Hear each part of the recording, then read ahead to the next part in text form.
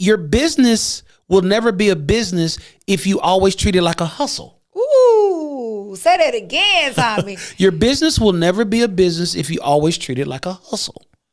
Right? Yeah. And so, you'll never be the guy that gets to ride around in the polo shirt with the emblem on the shirt in the air condition, even though you have the skill set, even though you know how to do it.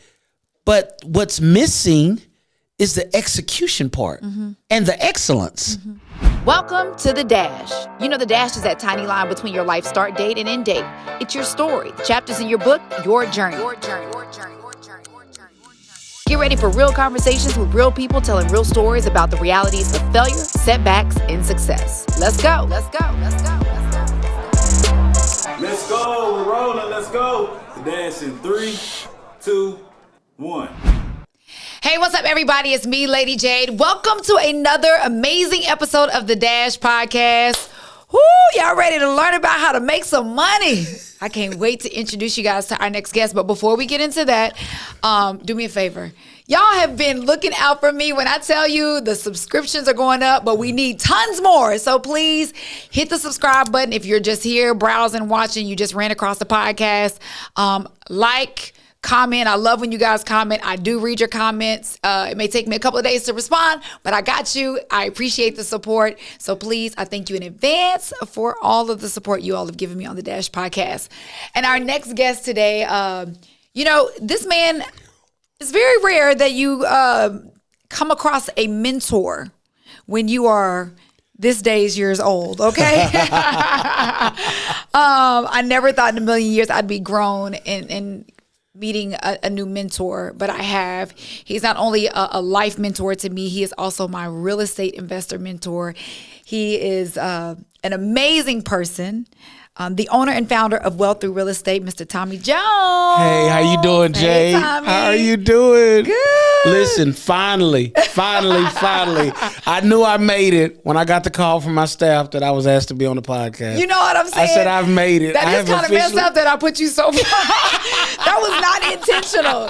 You be busy in these streets. Y'all, Tommy is buying up the block, okay? So I let him do his thing. Yeah, man. So real quick, let's talk about what Wealth Through Real Estate is, and then we're going to backtrack and figure out how we got to this point. Gotcha. Okay, so what Wealth Through Real Estate is, Jade, it is a movement, right? So what I am doing is I am enlisting the help of ordinary people that want to do extraordinary things in communities of color. Yes. Right? So what I'm doing, I'm taking teachers, I'm taking doctors, I'm taking attorneys, I'm taking postal workers, I'm taking people that work in retail, I'm taking people that are retired, I'm taking people that are divorced that say, hey, I have an infinity that I want to learn about real estate. I've always wanted to learn about real estate, and you're telling me that you got a slant to it that not only can I improve my financial situation, but I can improve the situations in neighborhoods that I actually grew up in, or my big mama lived in, or my auntie lived in. I'm all in. Yeah. So that's how it kind of started. And you're helping us to learn how to build generational wealth. Yes. We hear the saying all the time, you need to let your money work for you. Yes. Don't nobody know what that means, because we've been working for our money our entire life. Yes. But literally, you are teaching us a new mindset. Yes. And we'll talk about my first property and how all that went. It was a roller coaster ride, but you got through it. Yes. You got through it. You got to the bank. Yes. And that check cleared, Tommy. When I tell y'all that check cleared, that check actually cleared. So let's talk about how we got to this point. Okay. Did you always want to be a real estate investor? No. I always wanted to help people. Okay. I knew at an early age that that I've been called to help people. And in communities of color, usually when you say you want to help people, they try to get you with the P word, pastor, right? Or minister. And that's okay, right? If that's what you're called to do. But I knew that my calling superseded a parcel of land or a pulpit. I know that I'm called to the world, right? And so real estate is like the leveling field. It's something that I migrated into very early after college, and I just loved it, and I want to teach everybody about it. Yeah. So there's a story you shared with me. I don't even know if you remember sharing this with me about you being a little boy. I ain't for the cry, Oprah. I ain't for to do that. I be remembering the stories that make people tear up. Okay. Yeah, and it's okay because this is live. Yeah, I ain't for the cry. I ain't for the cry. He's not gonna cry. Yeah. And just so y'all know, we have to cut the air off because the air in this building, the air in this building is a little ghetto, so it's kind of loud. Oh, okay. So we have to cut it off sometimes. We're gonna get you some tissue real fast. Okay, thank you. But go ahead. Go ahead. So you want to tell that story? You told me a story about being 8 years old. Yep. You want to hear that story? Because that's your why. That's how you ended up finding out that's why you want to help people. Yep. So let me give you the Cliff Notes version. So I'm from a very, very small town. It's not as small anymore, Waxahachie, Texas. Mm-hmm. And so during the summers, my parents would go to school, college. They were working on their degrees, and we would stay with my grandparents. Mm-hmm. And so I'm the oldest grandson. Well, now I'm the oldest living grandchild because my older cousin died, female.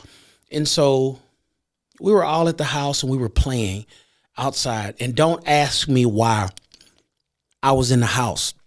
But back in the day, the insurance man would come by, the life insurance guy, and collect your payment, and you'd have the little life insurance book, and you'd fill it out. He'd give him the book and he'd fill it out.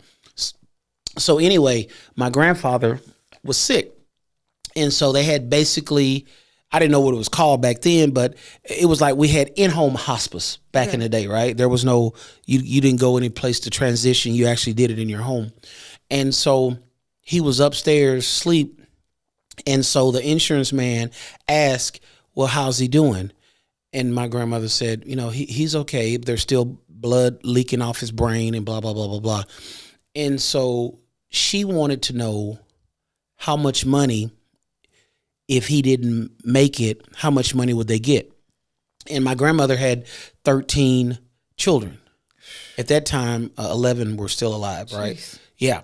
And so I remember he pulled out the policy and went through it, and he gave a number. I don't remember the number. Maybe that's part of my trauma to this day. I don't remember the number, but due to the reaction of my grandmother, I knew it had to be relatively low. And so you remember back then, it wasn't kosher to kind of speak up, especially women of color. Oh, sure. So she was trying to be as respectful as she can.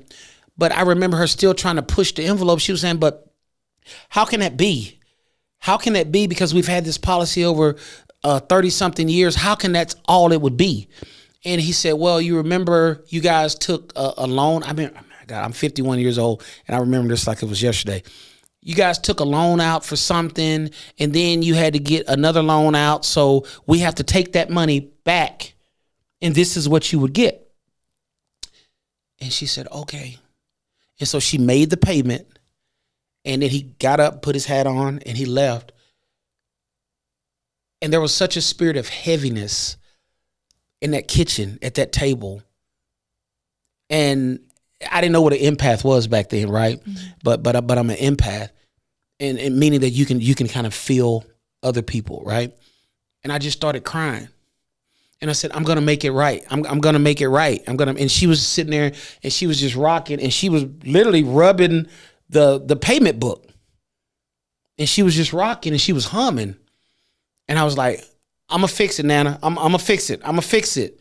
She was like, fix what, baby? Now I said right then at the age of 8, I said, I'm gonna go to school and I'm gonna learn about money. And I'm going to learn how it works, and I'm going to fix this, and I'm going to fix. She said, I know you will, baby. I know you will. And I remember her reaching up to me with her weathered hands and rubbing my cotton picking hands and rubbing the side of my face. She said, I know you will, baby. And from that moment, yeah, football was cool. Other sports was cool. But I became obsessed with entrepreneurship and not wanting the people that I love to hurt.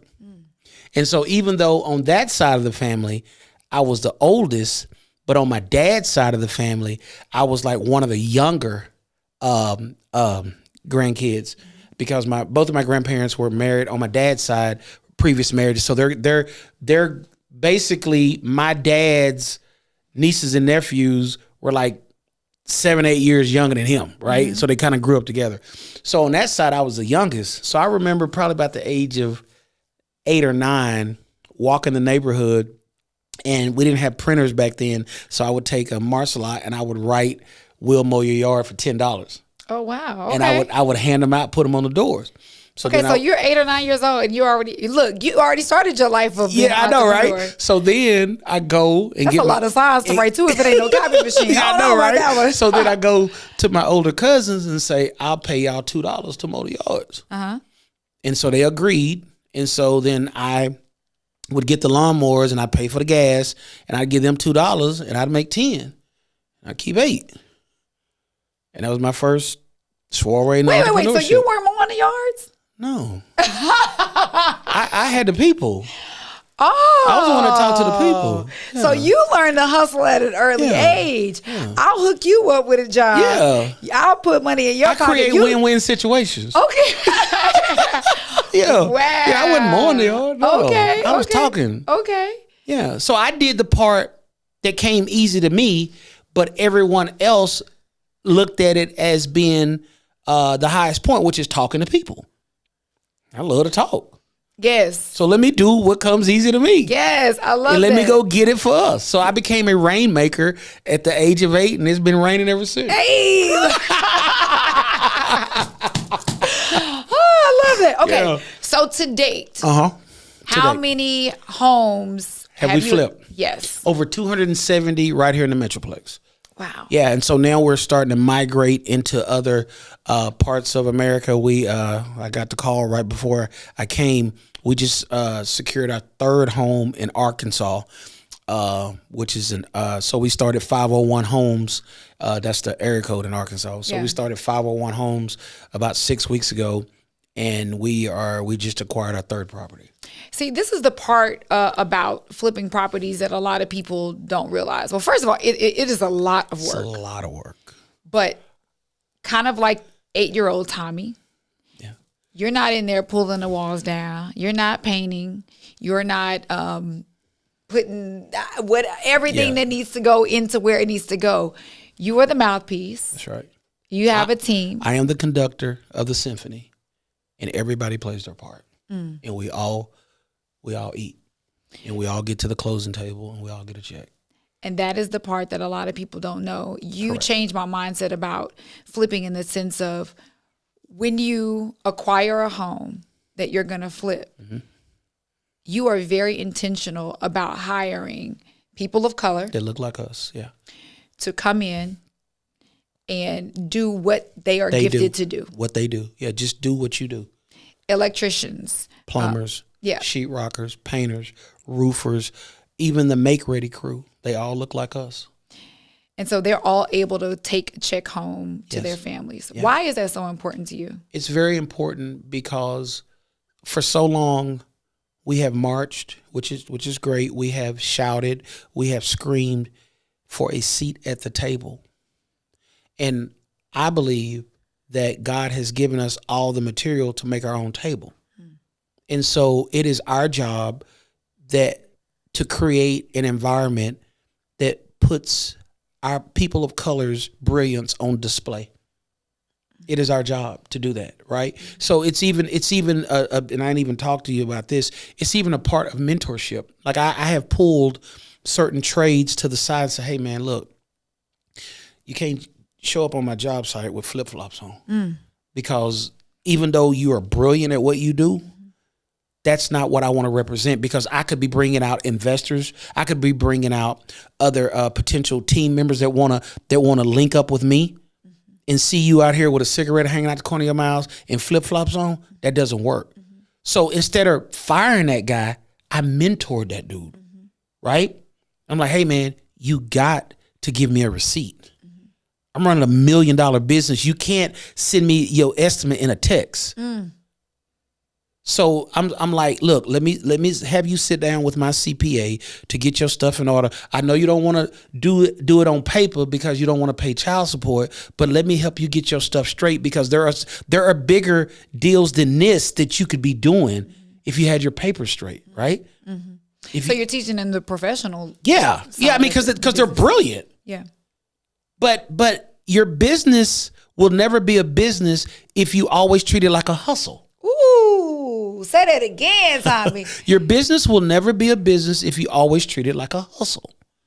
Right? Yeah. And so, you'll never be the guy that gets to ride around in the polo shirt with the emblem on the shirt and the air condition, even though you have the skill set, even though you know how to do it.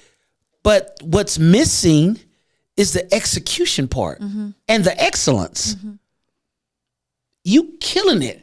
The way you hang the lights, the way you do the roof, the way you do the plumbing, you kill it, but you're walking around frustrated because those guys that are driving the trucks that are telling you what to do, they're not even as anointed as you.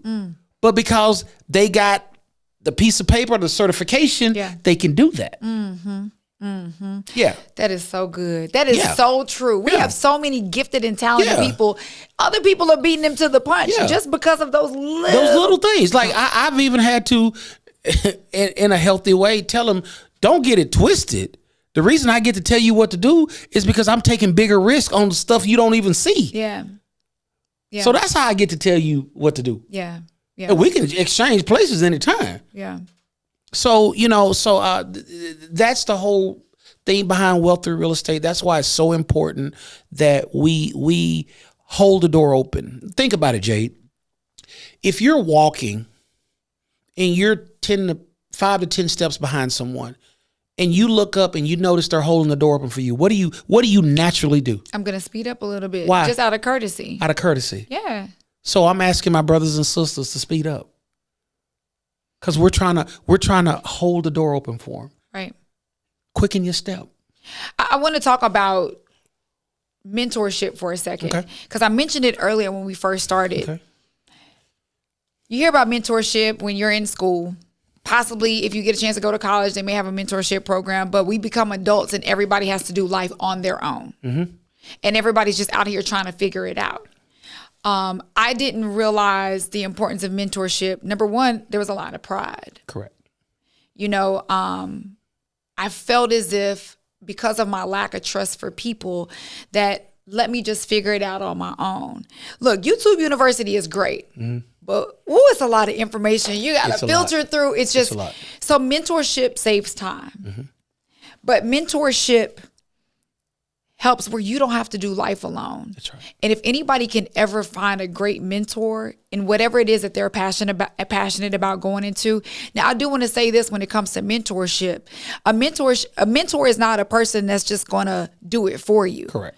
A lot of people want to mentor and they don't want to put in the work. That's right. A lot of people want to mentor just so people can give them the answers, so it seems as if they're not going to fail. Correct. But this is why a lot of mentors do have you pay a lot of money up front.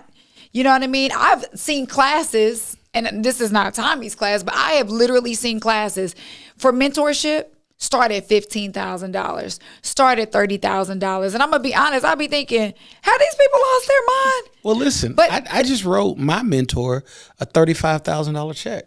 But that's what I'm saying. Like, now that I realize that these people are literally stopping their lives to help make other people successful. That's right. And you get what you pay for at the end of the day. And you do have to do your research, because everybody that's out here charging this kind of stuff is not legit and not going to give you the right information. So you do have to make sure you do your research.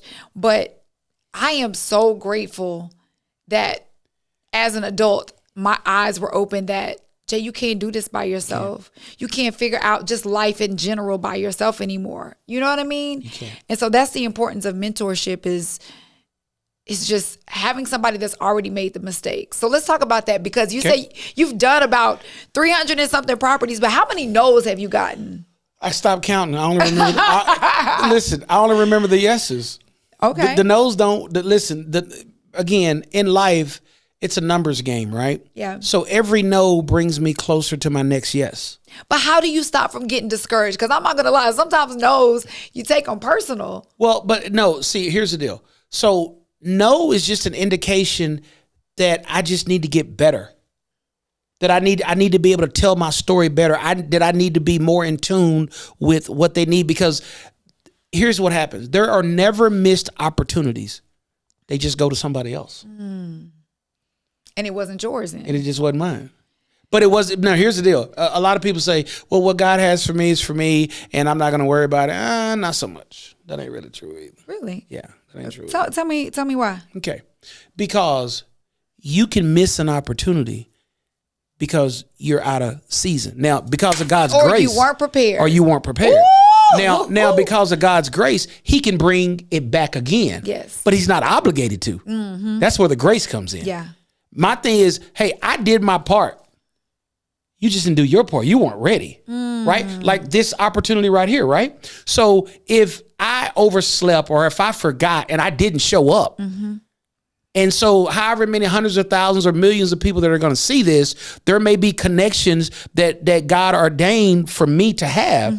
But if I missed this appointment and wasn't diligent in this, then the domino effect after this. So I can't say, well, it's cool because whatever I'm supposed to do or whoever I'm supposed to meet, it'll still happen. Well, not so much. Not necessarily. So you have to be very intentional in everything you do and know that we play a bigger part. I always use this illustration, right? So you got a closet full of clothes. So you get out the shower, you sitting on the edge of the bed, sitting there in your robe. You say, well, God, if you really want me to go on this interview, then, then put the clothes on me. Tommy, I'm not going to play with you today. Jay, what you doing? I'm just sitting on the edge of the bed waiting on God to show up. Because if I'm really supposed to go to LA and do this audition, then God is going to just, I don't know if he want me to do Dolce & Gabbana. I don't know what he want me to wear in there. So I'm just going to sit here, Tommy, and be obedient to the Lord. Yes. No, that's not how that works. Okay. You got to do your part. Yeah. God blesses the hands of the diligent, but you got to give him something to bless. You got to give him something to work through. You got to show up and do your part. Can we talk to the person that is watching today? It might not be real estate that is their jam. Yeah. It might not be their desire. Sure. But there is something that is burning in their heart that they know that they're gifted at, that they stay up at night thinking about, that they want to pursue. They're afraid to pursue it. What can you say to that person that is literally paralyzed by fear? Because I have definitely been there before. Sure. What can you tell them to get them past this moment of being stagnant? Here's what I would say to that person. When all hell is breaking loose in your life and everything's on 10, the volume of life is what I call it, Jay. But there's this still small voice that you can hear that's still tugging you to open a daycare. They're still tugging you to, go and start doing hair or being a barber, or you just find so much peace and solitude when you're outside landscaping or whatever. That's an indication from your creator that that's something you're supposed to do. It just is. Listen, I have no desire to want to be in a studio trying to sing. I have no desire to want to work with toddlers and open a daycare. I have no desire to do some things like that. So that means that I ain't called to do that. But when it comes to these streets and that dirt, it's not work to me. It's not work. My mom has been teaching. She teaches first grade almost 50 years. And mom said something to me. My dad retired about 10 years ago, and he's like, come home, babe. We don't need the money. She was like, I don't work. She said, here's what I promise you. I'm Tommy's junior. He's senior. He said, here's what I promise you, Tommy. The first day I walk in that classroom and it feels like work, I'll retire. And I feel the same way about real estate. I know beyond a shadow of a doubt, I am slap dab in the middle of my purpose of what I've been called to do, which is help people create wealth through real estate. It's not a question. And I know you probably get it all the time too. People see your overly vivacious personality and they're like, oh my God, you got to come to this meeting because you'd be so good at this. No, I don't. I'm good. Yeah. No, you got to see the comp plan. No, I don't. Thank you. I am so flattered that you see something in me, but I'm good. Tommy, oh my God, I got to get the director on the phone. No, I'm good. Thank you. Because I know that I am where I'm supposed to be, right? And so I would tell that person that's anxious about it is just Don't try to figure it all out. Yeah. You don't have to see A through Z. If you can see A, G, Y, K, C, that's enough. Just start walking in the direction of your goals and dreams, and everything else will unveil itself at the right time, right? So when we all came to this amazing studio, this is a beautiful studio, none of us could stand out and sit on our front porch and say, I'm not leaving until I see the entire road of where I'm going. Till I can see from my front door to the studio unveiled to me, I'm not leaving. But what did you do? You got in your car. You set your GPS, which is your goals. You saw the markers. You saw the landmarks along the way, which is your deliverables, right? Yeah. Which is your benchmarks, which lets you know that you were going in the right direction. Yeah. And so we arrived here based on setting the course, being intentional. Same thing in life. You're not going to have all the answers. Yeah. If you had all the answers, then there's no reason for faith. Yeah. That's good. And a lot of people think that if you feel fear, you shouldn't do it. No. But you're supposed to do it afraid. No. Sometimes you literally are supposed to do it afraid. I think that's where the growth comes, Jen. Yeah. That's where the growth comes. That's where the growth. Listen, my mentor, I am being stretched on the multifamily. I'm like, well, I'm looking at some 60 unit apartment complexes, and Brad's like, what? No, you need to be looking at 250, 300, 400 doors. I was like, man, you crazy? He's like, no, I'm not. But so then when I turn around, I'm talking to my students and like, oh, you can make the call them like, So it's the same thing, right? So my he calling me out because that's me. Because I'd be scared to make these cold calls. Okay, call me out. I'm like, Jade, you talk for a living. These are just some new friends you don't know yet. Yeah, I don't know. Yeah, so please don't get it twisted, because I want to share the story really quickly about my first flip. Okay. But yes, I am still afraid. I'm still doing this afraid. And it's just because when you're traveling in an area that's unknown, and when you're in unfamiliar territory, there's a level of like anxiety involved, because I'm still learning. You know what I mean? And I haven't become an expert. And so me neither. True. That's what I'm saying. And so often, because it's impossible for you to see every scenario. Correct. So what I'm learning about myself through this process is it is okay to not have all the answers. It is okay to be afraid, but it is not okay for me to sit still. That part. And I am trying now to put one foot in front of the other in life and say, I don't know. Am I going to fall off of a curb? And am I going to fall over a cliff? But regardless, one thing I know for sure is no matter what that next step leads me to, God is going to catch me, and God's got me. And that is what I'm being stretched to in this season, in this moment, and what real estate is actually, showing me. So I don't know, maybe this side hustle could turn into a main hustle. Like if I could get a win. Thank you. That's one thing. He's helping me change my vocabulary and my mindset. Right. So I acquired my first home a year ago. That's right. Wrote the biggest check I've ever written in my life to one entity. Yeah. It was $44,000. We put how much into it? You're really 50, a little over 50. And we sold it for $175. Do the math. You do the math. Yeah, I'm gonna let y'all do that at home. Let me tell you, that bank account was sure looking nice. But the thing, what I'm also learning about that is the discipline. Yeah. I have not bought anything extra. I didn't go get a new pair of sneakers. I didn't reward myself. I'm not going to spend this money on anything frivolous, because again, I literally want to continue this process, put that money into another property and continue, because I do want to be an expert so that I can teach the people that come after me. That's right. I have godsons, I got nieces, I got nephews, I got, people in my family. I want to show them that there are other ways. There's other ways. And even if they decide not to do it full time, like you can literally be sitting back and letting your money work for you. So that's what all of this has taught me. So thank you. And boy, there were some difficulties. There were some challenges. And here's the deal. Up. I've been doing this 15 years, but I learned so much new stuff on your deal. And watch this. So you don't even know this. So you have a teammate right now that is going through some stuff, and I was on the phone with her navigating. Oh, when you go down to the city, talk to this person. How did I learn that? Through our transaction. Yeah, because when I got my property, we didn't know that it was gonna all of a sudden become a historic district. Yeah. So all of these windows that were put into this house had to literally be stripped out.